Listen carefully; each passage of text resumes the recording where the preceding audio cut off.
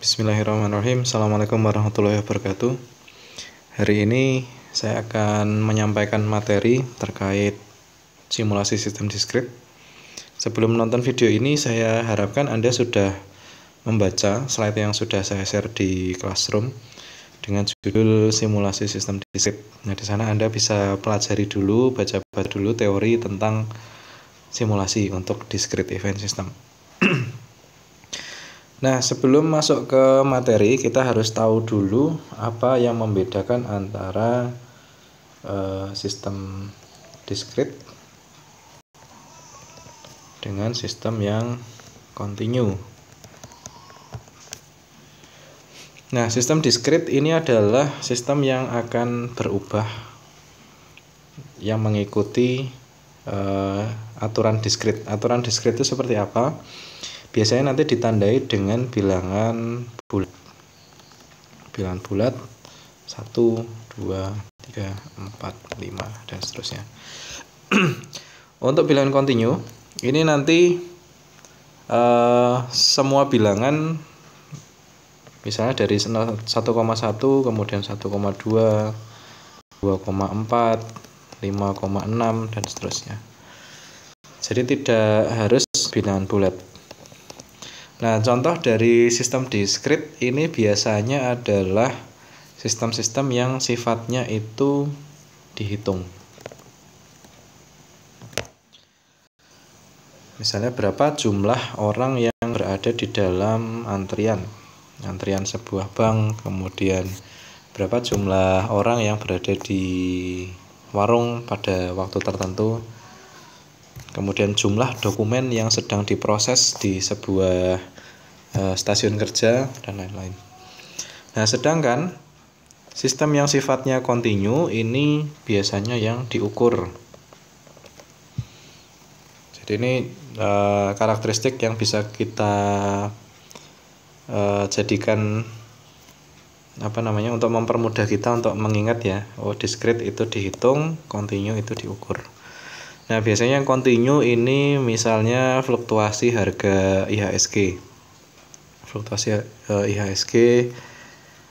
Kemudian nilai tukar rupiah terhadap dolar dan lain-lain. Dan yang sifatnya itu tidak dalam angka yang bulat. Oke.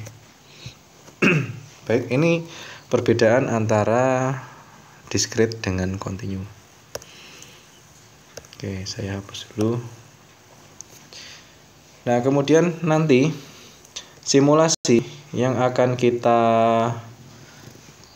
gunakan di dalam simulasi komputer adalah simulasi yang sifatnya discrete event. Discrete event.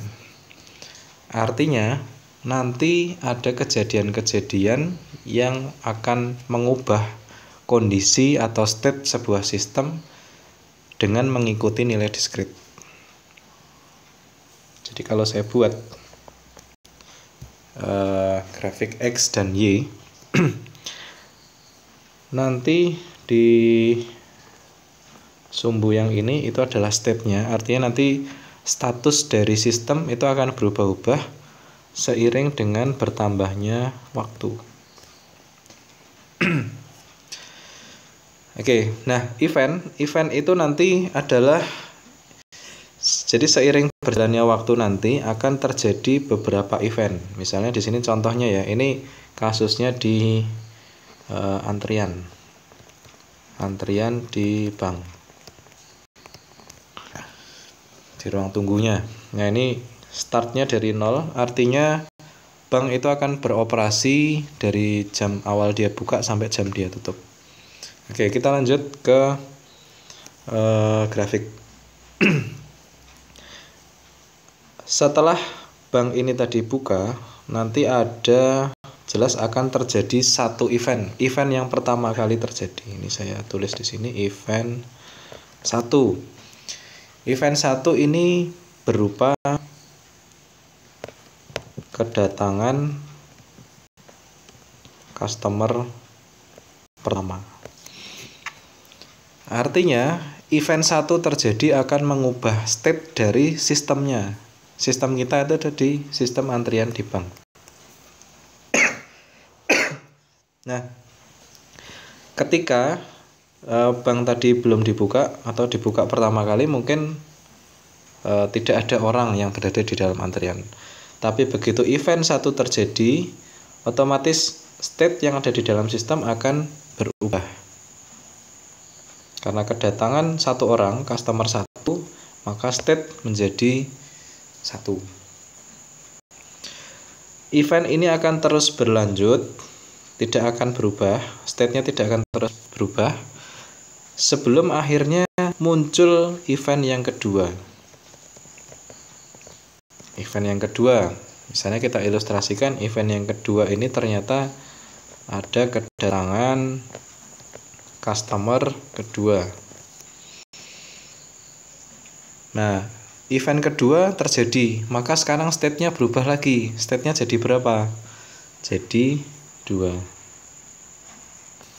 Karena nambah 1. Sekarang state-nya berubah jadi 2. Suatu saat state akan berubah lagi ketika event yang ketiga terjadi.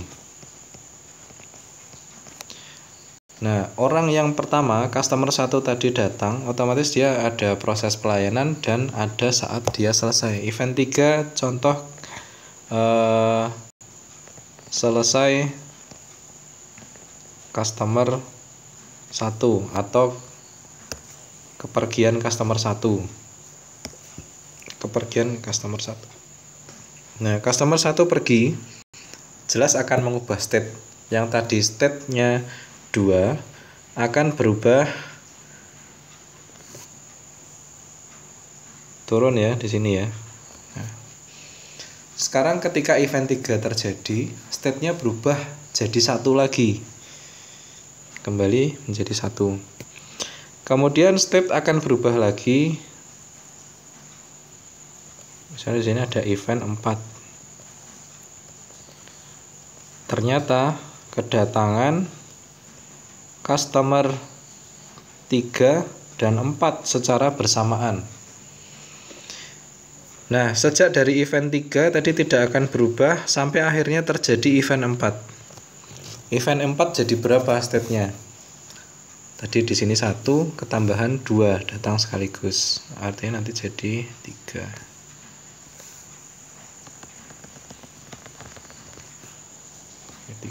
Dan seterusnya. Nah, ini yang kemudian nanti kita bisa analisis. Salah satu contohnya kita bisa lihat antara event 1 dengan event 2 alias kedatangan dari customer 1 dengan customer 2 itu jaraknya berapa lama. Atau analisis yang lain, kita bisa lihat antara event 1 sampai dengan event 3 alias customer 1 datang sampai dia pulang atau selesai dilayani itu berapa lama, atau proses pelayanannya berapa lama, proses antrinya berapa lama. Nah, ini nanti bisa kita analisis dari sini. Nah, ini untuk ilustrasi simulasi discrete event. Nah, nanti di dalam simulasi nanti kita juga harus tentukan dulu sistemnya di mana, kemudian mau sampai berapa lama kita mau simulasikan, dan nanti kita ada proses penentuan distribusinya mau mengikuti apa yang lebih cocok, itu ada di tahapan-tahapan simulasi. Oke, ini saya hapus dulu. Oke. Tahapan simulasi.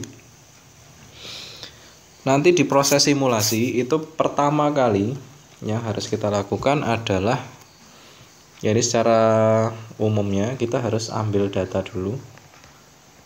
Ambil data atau dari observasi. Yang kedua, ini nanti kita cek data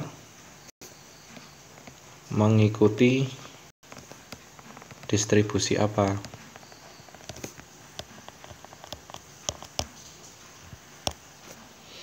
Nah, setelah ketahuan data kita mengikuti distribusi tertentu, nah kita nanti akan lihat juga ada beberapa distribusi, ada Poisson, ada eksponensial, ada distribusi normal, ada distribusi Weibull, dan lain-lain. Nah, setelah ketahuan ternyata kita itu mirip mengikuti pola distribusi tertentu. Nah, dari sini nomor 3 kita bisa lakukan generate bilangan random, lalu nanti kita assign ke dalam istilahnya nilai probabilitas dari hasil observasi kita. Nah, nanti kita akan lihat ini generate bilangan random di video selanjutnya. Nah, baru setelah kita generate bilangan random, baru masuk ke proses simulasi. Simulasinya simulasi apa? Simulasi Monte Carlo. Oke. Nah, ini sekilas tahapan-tahapan apa saja yang harus kita lakukan untuk melakukan simulasi. Baik, kita akan bahas satu persatu dulu. Di video ini saya akan coba bahas yang nomor 1 dulu, ambil data atau observasi. Oke. Baik, misalnya kita mau coba analisis di sebuah perempatan. Ada perempatan, kita tahu ini sistem diskrit. Karena gini, jumlah mobil yang lewat di perempatan ini jelas akan berubah, dan jumlahnya, yang namanya jumlah itu kan dihitung. Nah, kalau dihitung tadi diskrit masuknya, artinya dia discrete event system. Event yang akan mengubah state dia, kalau balik ke teori awal tadi, ya jelas ada kedatangan mobil, kepergian mobil dari dan ke perempatan ini. Oke, kita mau coba analisis perempatan ini dengan simulasi ya nanti ya.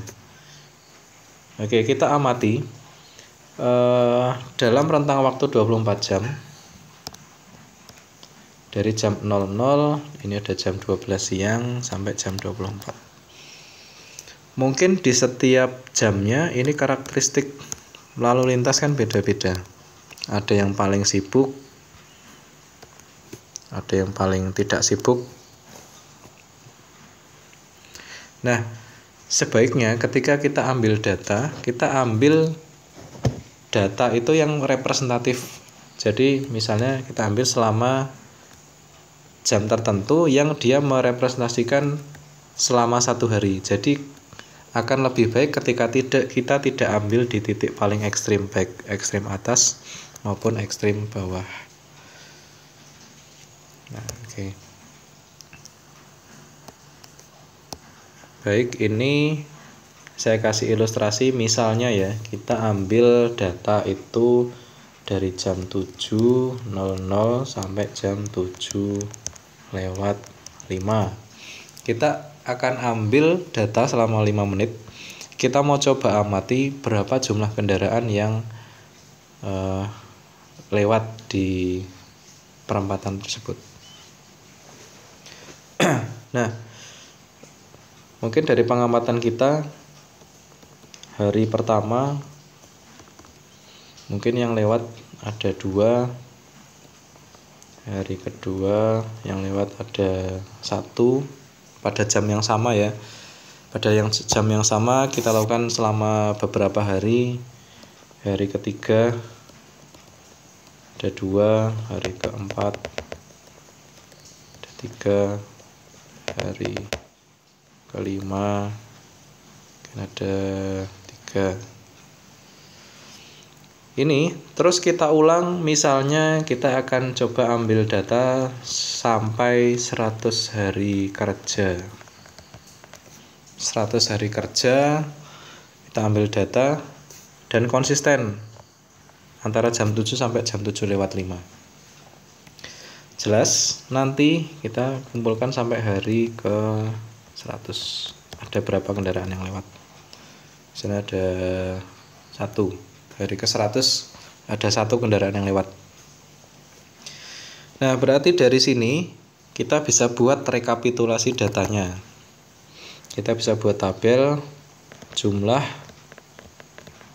kendaraan dan ada frekuensi.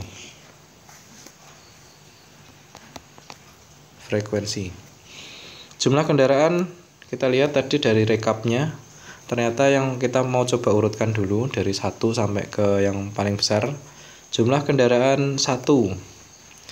Contoh ini dari 5 hari aja. Dari 5 hari kejadiannya hanya 1 kali. Jumlah kendaraan lewat ada 2. Terjadi sebanyak 2 kali. 1, 2. Jumlah kendaraan lewat 3 kali. 3 kendaraan lewat. Ternyata ada 2 kali. 1, 2. Kedua dan seterusnya sampai sekian. Nah, kalau kita kumpulkan data ini selama 100 hari kerja, jelas kita sepakat bahwa total di sini nanti adalah 100. Ini yang kemudian nanti kita akan, kalau kita buat sederhananya ke dalam histogram,